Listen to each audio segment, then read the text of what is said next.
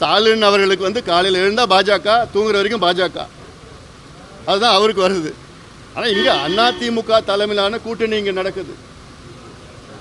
அதனால் இந்த தேர்தல் வந்து திமுகவுக்கும் அதிமுகவுக்கும் நடக்கின்ற தேர்தல் இது,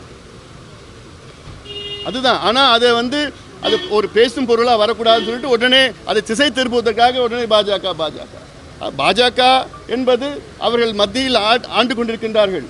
இப்போ நம்ம பியூஷ் கோயல் அவர் சொன்னாங்கல்ல, மும்பையில் எவ்வளோ வந்து கட்டுமானங்கள், இன்ஃப்ராஸ்ட்ரக்சர், அதெல்லாம் என்கிட்ட சொன்னார். கிட்டத்தட்ட ஒரு அரை மணி நேரம் என்கிட்ட பேசுகிறப்ப எனக்கெல்லாம் அவ்வளோ பொறாமல். மும்பையில் இவ்வளோ இருக்குதா, இவ்வளோ பண்ணியிருக்கிறாங்களா, இவ்வளோ கட்டுமானங்கள். ஏன் எப்போ வரப்போகுது? சென்னைக்கு எப்போ வரப்போகுது? தமிழ்நாடு எப்போ வரப்போகுது? அதாவது எங்கள் கூட்டணி வந்தால் தான் நிச்சயமாக வரும். இது தமிழ்நாடு மக்களும் புரிந்து கொள்ள வேண்டும். சும்மா ஏதோ சின்ன விஷயத்தை, சின்ன பிரச்சனை எடுத்துக்கிட்டு அது பூதாகரமாக்கி இது பாஜகன்னு சொல்லிட்டு அது என்ன அது?